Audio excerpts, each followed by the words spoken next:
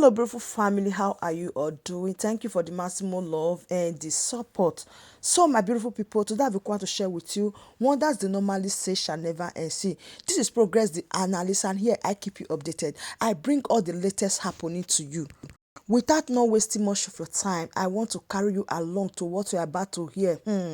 Things they happen, I am telling you. At times, some of the things that they are saying, at times it's not true. At times, wrong information brings a lot of things. But at the end of this video, there is a statement from one of our brother. Oh my goodness, it's going to shock you. Now, listen to everything that happened and they respond, everything that you are going to listen to, and I'll be right back. I was directed to a man's house. Some people directed me that I should come to him and also ask certain questions on what happened. But truly, I got to his house and I saw that all the houses in the compound were burnt down. Only one place he managed to fix recently, because he decided, I saw the courage upon him. He said he's not leaving his community and he didn't run out of the community. He has been here from the onset till this day. Like as I said before, this is his house. And the other one over there, including that of his cousins and brothers, relatives, all here. If you could remember, this house was in order as how many years ago, sir? 7 years ago, it was okay. As at 7 years ago. So you see that, take your view back to 7 years ago, you see that this house was one of the best as at 7 years ago. But situations and the security challenges in the land brought this upon them in the community. He has been there. And I've gone to various compounds to ask very few questions. And I did like him to tell you just 1 or 2 points on what happened. Good afternoon, sir. Please, can you tell us your name? Okay, good afternoon. My name is John Kingsley. Okay, John Kingsley. My name is John Kingsley. Ubuagu. Okay. Yeah. Actually, are you from this community? of course, I'm from Mami Bebenato. Okay. Yeah. So, well, how come your house were burnt? Just stand one place where the camera can see. What happened that your houses were burnt down? And I'd like to know. Yeah, what happened is that the house was actually burnt by Ipob terrorists because of the activities they are inculcating in this community. Okay. So there was a friend, a brother of mine. I think they found that the man who brought this rubbish also. You know, when he took it, the event took him time too, because at a point he was acting like a leader, doing sort of things for youth, like kind of trying to become a leader. Okay. So in the long run, that thing turned to a different thing. I don't know how the emergency came here on the Carlo. So when they gave order 2021, started killing people. Started killing people in the community. Yeah. Started killing people. He bedded. It was on Sunday, Sunday 14th, 2021, around 11:12. I was here. I was washing my car here. He bedded us. He asked his soldiers to come and apprehend us. Even me. But unfortunately, I could make a chase. I run. They couldn't catch me. They caught my other brother. Subsequently, they took him to Bali where they covered him also. He was killed. He was killed. He was used for rubbish. Your own elder brother? My brother. She pronounced the second.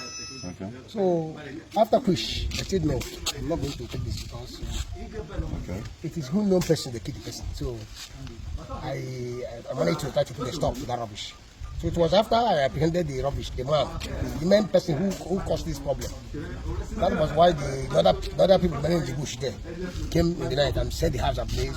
Sent the other for my father's, my uncle, my elder brother on behind was set ablaze. Then he killed 2 people. He beheaded Shinedu and Elias Alajamba. So which is Wawuru Abaka. All these people were killed, you know. So already then I sustained a little injury. I was in the hospital, you know, before someone got to come here to kill my brothers. But since I returned back, we've been working. I work with justice. We are catching them. We are getting rid of them little by little. Okay. So that is what happened. But was there a time the school, the primary and secondary school here, they stopped functioning because of the insecurity? Of course, no. Of course, they stopped. There was a time the school stopped. No health center was functioning? Nothing. They vandalized everything. No? They will pick the health center when they go. They will pick up the solar system, the aluminium. They will go and sell They will sell it in the community here. Yeah, they will invite them. They will come. Most of them don't live here. They invite them. They will come. You know, it's their government. Now. What will you do? You want to be killed? They were operating like government in this community. Of course. Okay. Of course. But right now, I hope peace is returning back to the community. Yeah, peace is returning. You know, through the help of the Italian Union and some people of goodwill who knew that what was happening was evil. Even I myself, because at a point my community was like, they don't know what's happened. But now they have understood everything that has happened. You know, Now we don't, because you know these people, they conquered us. They use us to kill us. That is the fact. Because all these killings was not done by a Fulani man, a Lagos man, a Yoruba man. No, it was Wilson. A brother killed brother. I summarized to them in our platform in the community. Brother killed brother. Because people who came to pick my brother was people I knew, I saw their faces. That was when I was able to. From the same community? From the same community, but they were member. They are act member of Ipob and the and terrorists. They took oath. So they decided to pick some names, some big people, some prominent people who are educated to kill them because they wanted to rule the community. That is what they did. Okay, so what message do you have now for your people? Are you advising those that are from this community? Let's get closer. Are you advising those in your community those from your community to return back to their business here, to their community, that there is peace in the land, or are you telling them that there is still security challenges, or are you appealing to them to do certain things as a part of aid or respect or help to this very community? Do you have any message for the people? Yeah, so that the world will hear you. The message I have is that there's no way I can say the people of this community not to come back, because this is our community. We inherited it from our ancestors, so we shall hand over to our offsprings in future. So there's no way we can left it for bandits because they are killing this. These people are integral people. They are minor. They are like, out of 100 presidents, they are like dead. But out of fear, because of the type of terror system they use, people is afraid.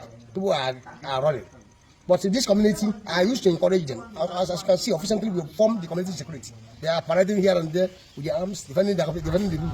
So I encourage my brothers and sisters to come back, that our place has returned to normal. They're not returned than this.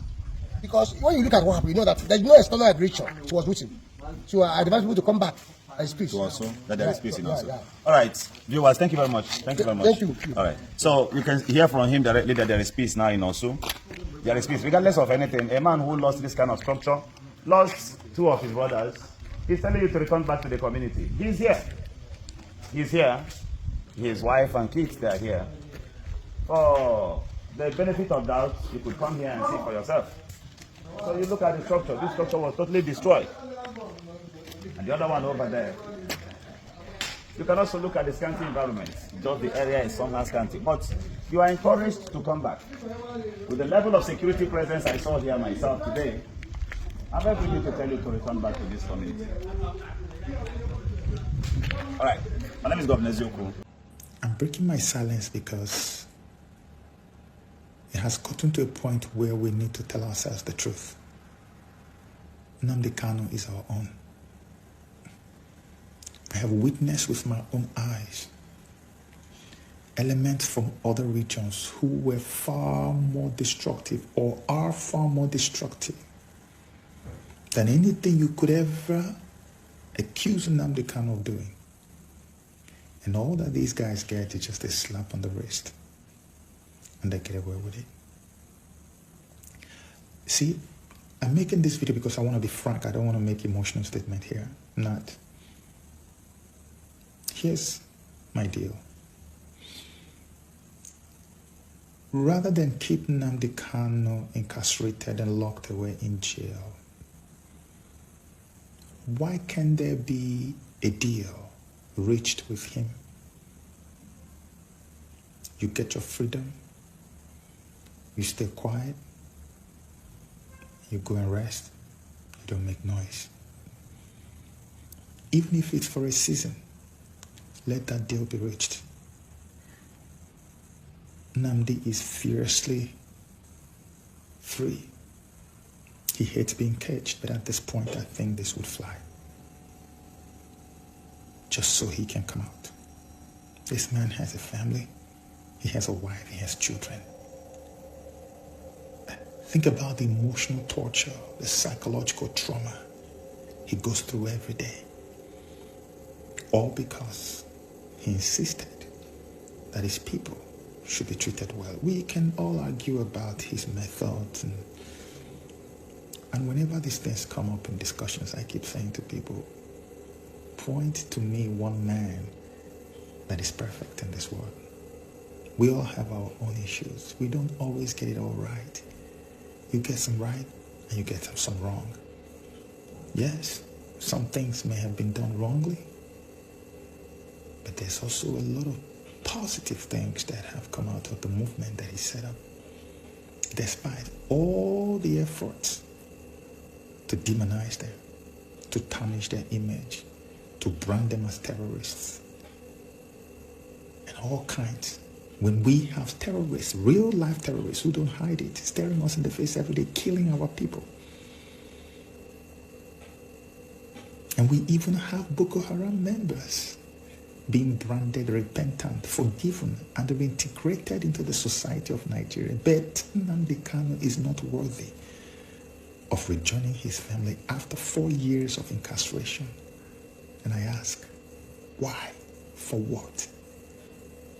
It is becoming a shame on the collective sensibility of all Igbo people all over the world.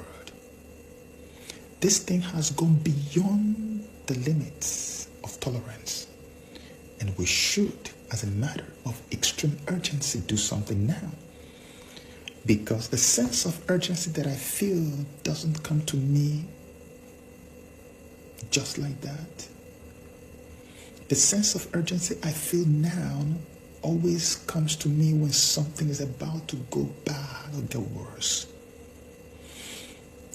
If Nnamdi Kanu is not released now, it will not be too long before the story will change. Take my word for it. This is the first time I'm making a video appeal to all the powers that be to release Nnamdi Kanu. It's not a threat. I mean, what can I do? But I'm just telling us that we've got to that point where we have to say whatever it takes. Let it take. Our Southeast governors and our Southeast politicians, there is no way on earth that if you guys decide Nnamdi will be out in the next 72 hours, he won't be out, except if the British government decides to come in and say, hey, we don't want him out. He's our citizen too. And they put their foot down and said, it doesn't matter what you guys do. And of course, those are the only ones that you guys fear. And up to this day, I still wonder why a British citizen will be so incarcerated and so terribly treated, ill-treated, and Britain does nothing. So, my beautiful family, that brings us to the end of this update. In fact, it is high time they release Mazi Nnamdi Kanu and stop pushing blame. The country not they favor anybody. You can see what is happening. Everybody is crying in one way or the other. So, the quick way is to release Mazi Nnamdi Kanu. Thank you so much, everyone. Please do well to share this video and let it go viral. I still remain your one and only Progress the Analyst, as I will keep updating on all the latest happening. Thank you and bye for now.